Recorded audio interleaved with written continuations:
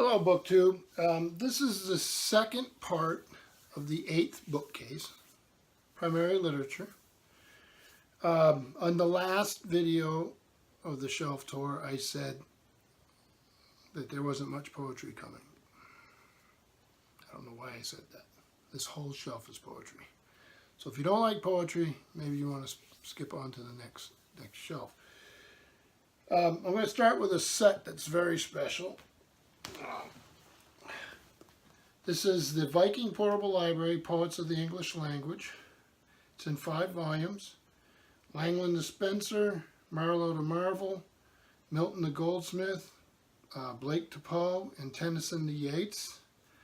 These were all edited by W.H. Auden and Norman Holmes Pearson. So I'll let you see what they look like. It's a very, very famous set of poetry. There's volume 1, volume 2, it's hard to do this, maybe I'll do it like this, volume 3,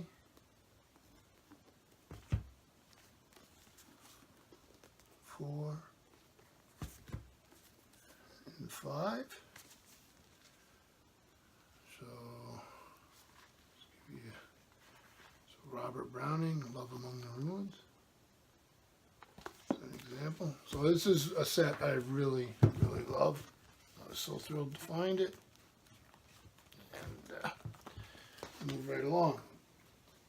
This is a very well-known book also. This is the New Oxford Book of English Verse.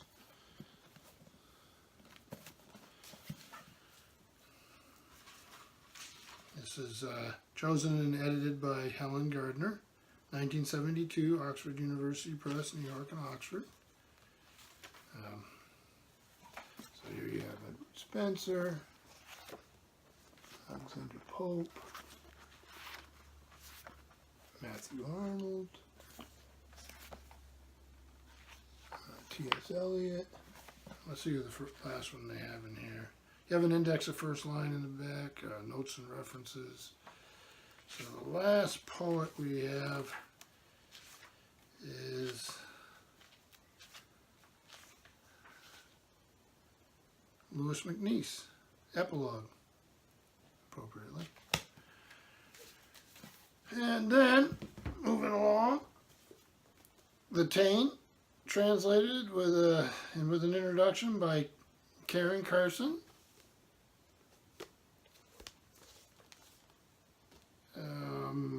He's a professor of poetry at Queen's University in Belfast. It's a translation of the Tan Bo Culain.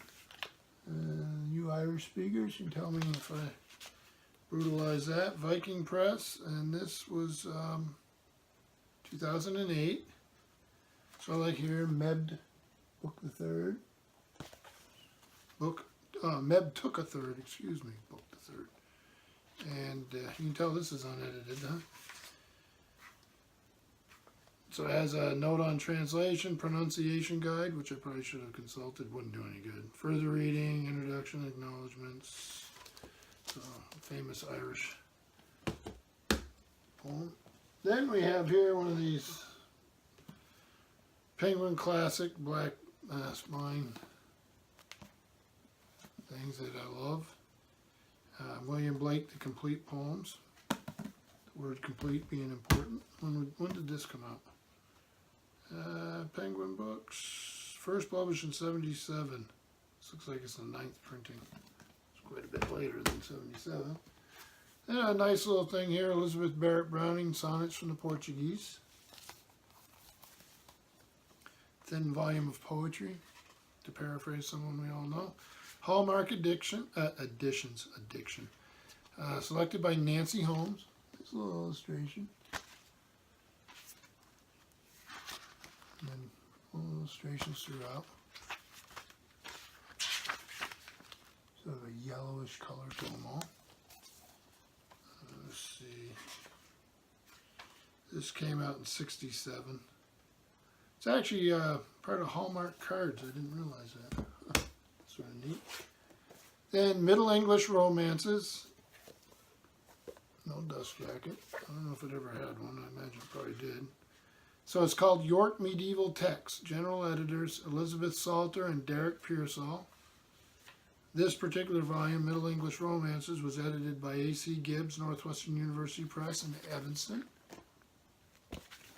So this was 1966.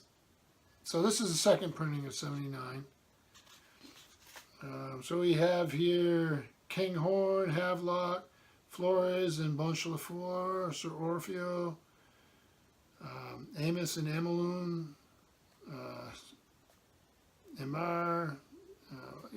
So here, let me give you a close look in case you know those better than I do.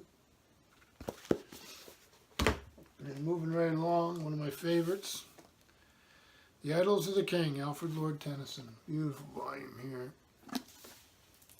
This is one of those Heritage Club. They used to have this little thing called sand glass. They put in these volumes to give you a description of them.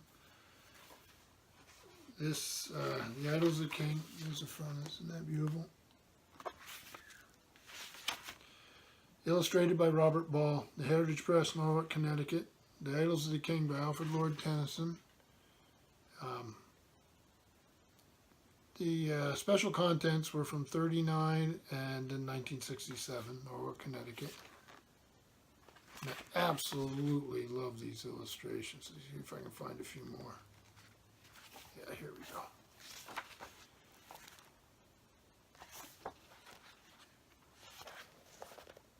So if you have a chance and you've never read The Idylls of the King, I would recommend it. At least it's to my taste.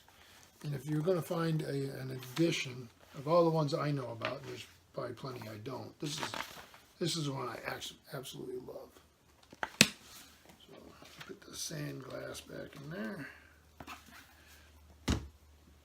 Then moving right along to another Harold Bloom book, and this one's one of his better ones, Yeats, where he discusses the poet in depth. Copyright 1970, Oxford University Press, and it's a paperback 72, but this is the 4th edition, so it's a good study of Yeats. And we're going to get into a little bit of Yeats, who I love. Love his poetry and his non-poetic works. And I've started collecting this set. Let me see what I have marked for a poem here. Yeah, I knew who Yeats was, but when I watched the movie 84 Charing Cross Road, which was one of the great book movies ever made, based on the life of Helene Hanff and the bookseller Dole. He reads, Anthony Hopkins plays a part, and he reads a poem beautifully, and it's, he wishes for the cloths of heaven. In this case, it's in 74th. And this is part of the collected works of W.B. Yeats. This is volume 1, the poems. And this is a revised edition. It's Richard J. Finneran. This is a big publishing project. And it's a Scribner book. W.B. Yeats, the poem, 2nd edition. And this is from, let's see here, it's because there's so many copyright dates. Owned by Anna Yeats. It's sort of hard to tell exactly when this came out, but this looks like the 3rd printing. So 89, 90. There's a series of books here listed. I like to collect them all. I go through the poems all the time, which is volume 1. I'm going to follow it up here because I get them as I find them. And this is volume 4, the early essays. Oh, lovely cover, huh? Again, a Scribner's book. This time it's edited by George Bornstein and Richard Finneran. And there's a Blake illustration to start it off there. So Scribner, New York. And this is 2007 for the compilation. A little easier to read. So you have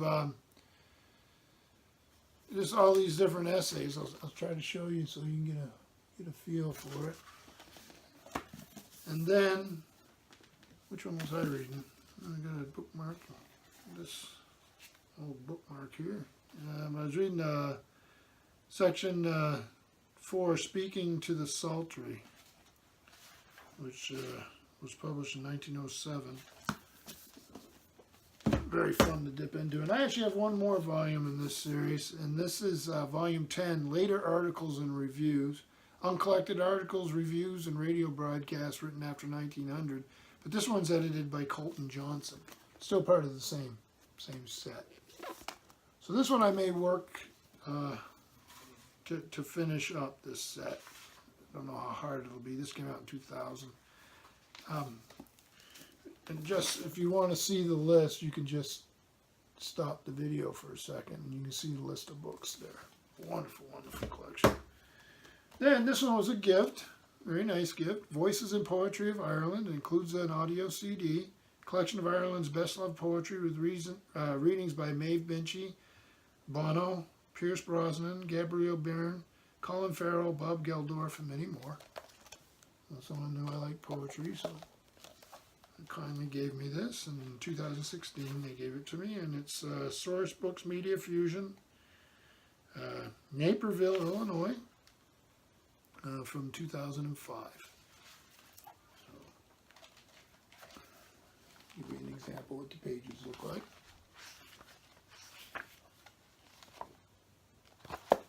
Very nice. Then, another one of my favorite poets, and we'll just finish up with his books here. Here's Seamus Heaney, selected poems 66 and 96. The title is Open Ground. Everybody, he died a few years ago. He was a Nobel Prize winner, FSG Books. So that for R. Strauss and Giroux, New York, 1998. There's another one of his books, The Spirit Level, Poems by Seamus Heaney. Here he is. And this is, again, for R. Strauss and Giroux out of New York, and this is 96. Here's his translation of Beowulf, New Verse Translation, Seamus Heaney, bilingual edition, which is nice. Beautiful cover. I've always liked that with the chainmail.